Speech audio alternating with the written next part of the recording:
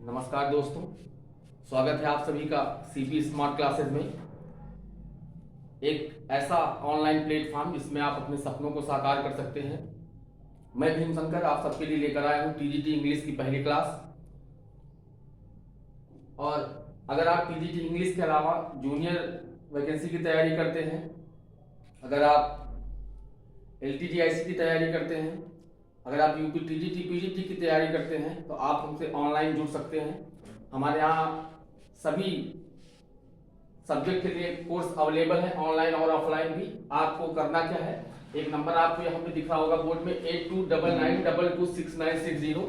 आप इस नंबर पे सीधे संपर्क कर सकते हैं। हमसे जुड़ने का तरीका बिल्कुल आसान है। आप अपने मैसेज बॉक्स में जाइए, वहां पे टाइप करिए एंट्री, उसके बाद अपना सब्जेक्ट नेम लिखिए, एंट्री लिखिए, उसके बाद सब्जेक्ट लिखिए, आप हमें एक मैसेज करिए, हमारी टीम आपसे तुरंत संपर्क करेगी। तो ऑनलाइन आप हमसे जुड़ सकते हैं। इसके पहले जो भी हमारे यहाँ क्लासेस चलती थी, उन क्लासेस में हजारों ऐसे बच्चे हैं जो सिलेक्ट हुए हैं। आप हमसे क्यों जुड़े क्यों ना जुड़े, आप हमारे जितने भी वीडियोस यूट्यूब पर पढ़े हैं, आप देख करके आप अपना डिसीजन ले सकते हैं। क्योंकि हम लोग वो पढ़ाते हैं जो एग्जाम ओरिएंटेड है, जो पेपर की दृष्टि से, किसी भी कॉम्पिटेटिव एग्जाम की दृष्टि से इंपॉर्टेंट है, वो पढ़ाते हैं। क्योंकि किताबों में बहुत सारा लिखा हुआ है और हम लोग उन वहां से छान करके लेके आते हैं, आपके लिए टू द पॉइंट वही चीजें आपको पढ़ाते हैं।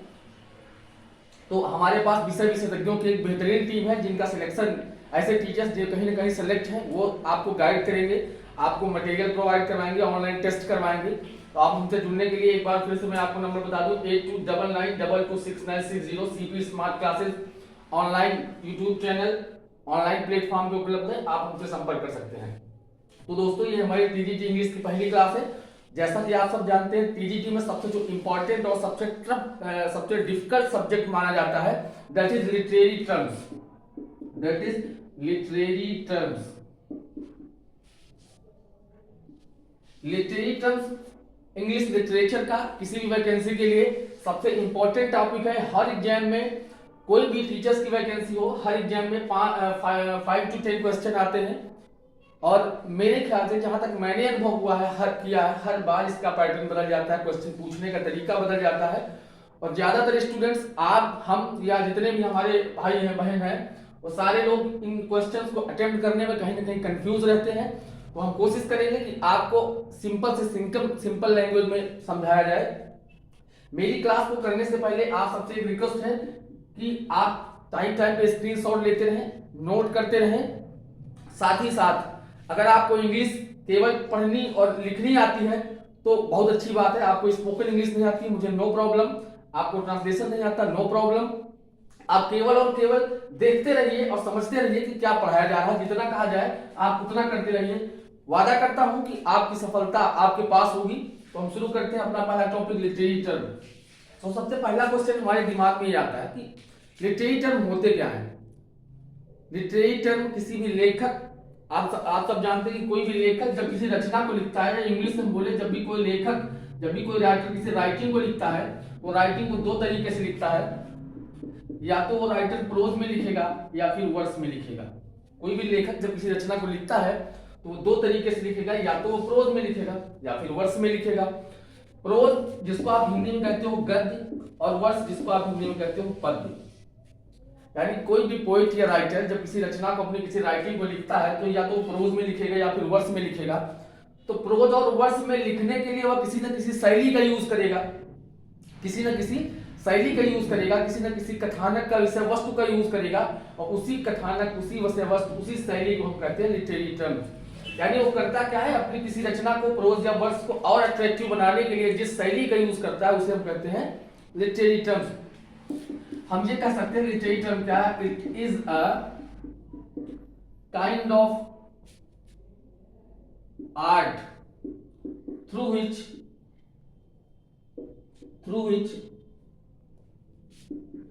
कंपोजिशन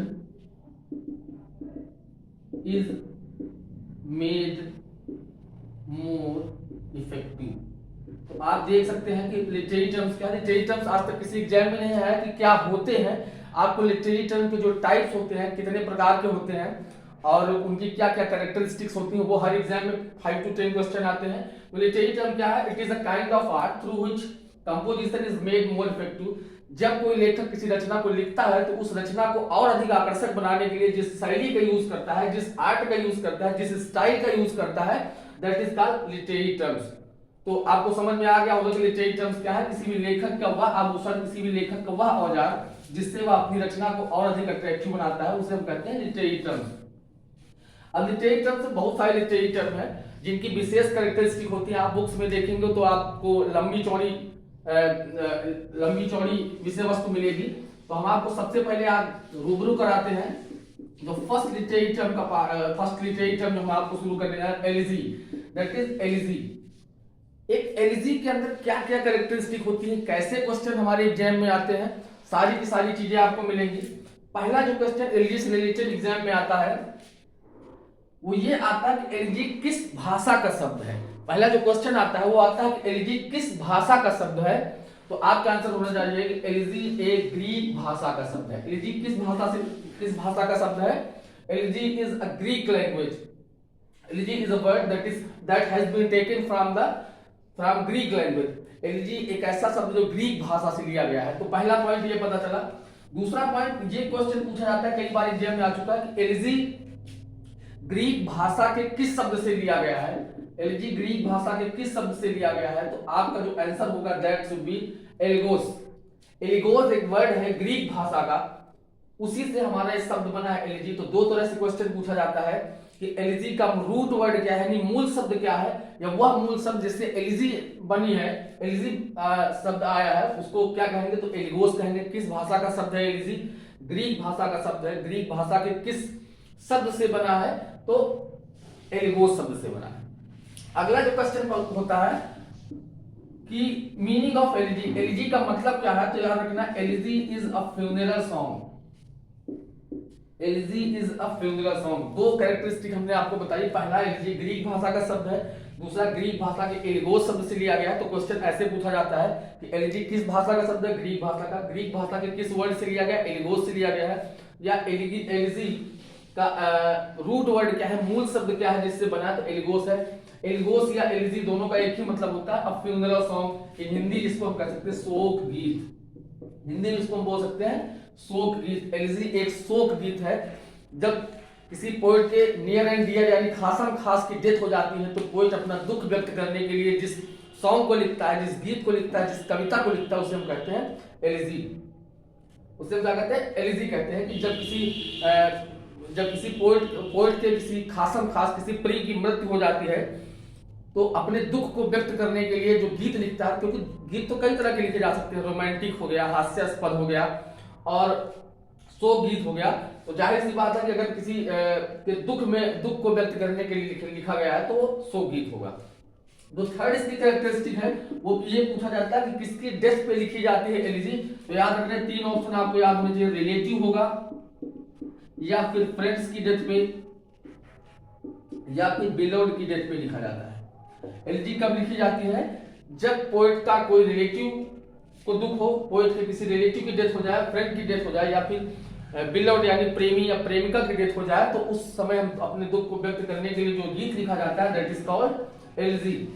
थर्ड जो क्वेश्चन एक बार पूछा गया था कि how many steps are in elegy. Elegy में कितने चरण होते हैं? तो एलिजी में there are 3 steps in elegy. पहला जो चरण है दैट इज कॉल्ड ब्रीफ, दूसरा है admiration, and the third is consolidation. Consolidation का मीन्स होता है सांत्वना।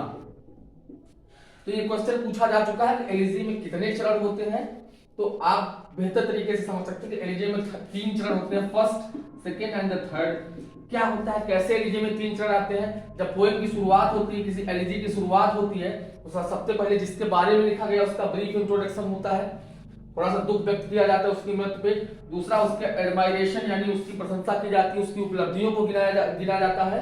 और थर्ड, सबसे लास्ट में क्या होता है? कंसोलिडेशन यानी उसको सांत्वना दी जाती है। तो जो इसकी कैरेक्टरिस्टिक है, there are 3 steps in elegy, brief, admiration and consolidation.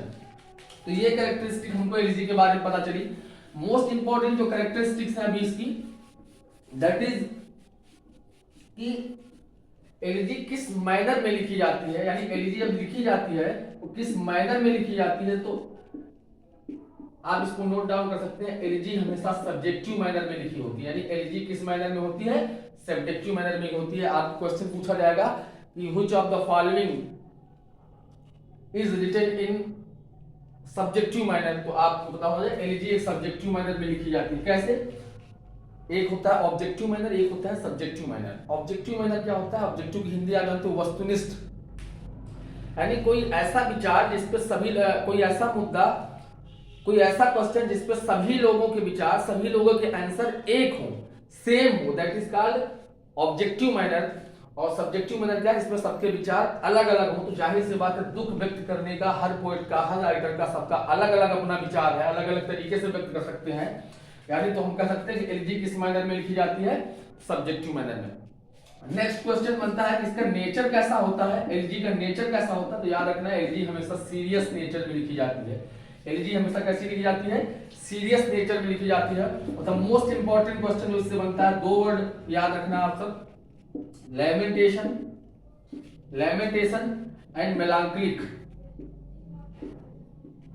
लैमेंटेशन and मेलांकोली ये क्वेश्चन पूछा गया है। लैमेंटेशन and melancholic are related to, लैमेंटेशन का मतलब होता है विलाप और मेलांकोलिक का मतलब होता है अत्यधिक दुख से, अत्यधिक अवसाद से ग्रसित होना।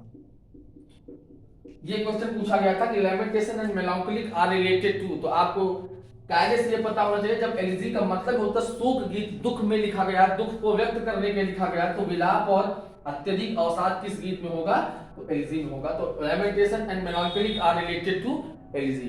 तो ये कैरेक्टरिस्टिक आपको पता चली कि एलजी किस भाषा का शब्द है? ग्रीक भाषा का शब्द है। ग्रीक भाषा के किस शब्द से लिया गया है? तो एल्गोस वर्ड से लिया गया है। एल्गोस और एलजी की मीनिंग क्या होती है? It's a funeral song. कभी कभी ये क्वेश्चन पूछता है कि एलजी कैसी पोएम है, तो LG is a morning poem. LG is a morning poem. Morning MORNING नहीं है, मॉर्निंग MOURNING, जिसका अर्थ होता है, जिसकी मीनिंग होती है दुख प्रकट करना, दुख प्रकट करना। तो LG is a morning poem. अगर ये क्वेश्चन ये पूछा जाए which of the following is a morning poem, ये चार ऑप्शन दे दिया जाए, कहा जाए कि इनमें से मॉर्निंग पोएम कौन सी है, तो याद हो आपको एलजी है। दूसरी कैरेक्टरिस्टिक हमने बताई कि इसमें एलजी में 3 स्टेप होते हैं, ब्रीफ, एडमायरेशन एंड कंसोलिडेशन। इसका माइनर कैसा होता है? एलजी हमेशा सब्जेक्टिव मैनर में लिखी जाती है। नेचर कैसा होता है? इसका नेचर हमेशा सीरियस होता है। लैमेंटेशन और मेलांकोली किससे रिलेटेड है? तो लैमेंटेशन और मेलांकोली का related to elegy. Morning poem किसे कहा जाता है? तो मॉर्निंग पोएम एलजी को कहा जाता है। तो दोस्तों उम्मीद है कि आपको ये कैरेक्टरिस्टिक एलजी की पता चली होंगी, कैसे कैसे क्वेश्चन आते हैं पेपर में ये भी पता चला होगा। और अगर आपको ये वीडियो अच्छा लगा हो तो प्लीज इस वीडियो को अपने दोस्तों के साथ भी शेयर करिए, लाइक करिए, शेयर करिए, और जैसा भी आपको लगा हो कमेंट सेक्शन में जा करके जरूर बताइए। एक बार मैं फिर आपसे कहता हूं, अगर आप हमसे कंप्लीट कोर्स के लिए जुड़ना चाहते हैं तो आप इस नंबर पे मैसेज कर सकते हैं 8299226960। हम हमेशा आपके सपनों को साकार करने में आपकी मदद करेंगे। धन्यवाद।